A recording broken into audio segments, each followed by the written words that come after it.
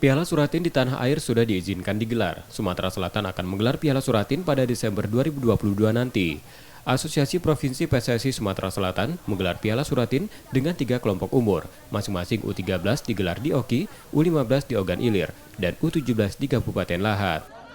Kejuaraan yang resmi dari PSSI Sumsel rencana bulan Desember, diawali dari U15 tuan rumah positif dari Ogan Ilir. Nanti akan menyusul U17 rencana di Lahat, dan U13 Oki sudah sanggup juga, sudah mengajukan juga. Jadi nanti kita tinggal ngatur jadwalnya. Meski tidak ada penundaan seperti kompetisi Liga 1 dan Liga 2, Asprof PSSI Sumsel tetap akan mematuhi regulasi yang ada dalam pelaksanaan Piala Suratin nanti. Nur Muhammad, Kompas TV, Palembang, Sumatera Selatan.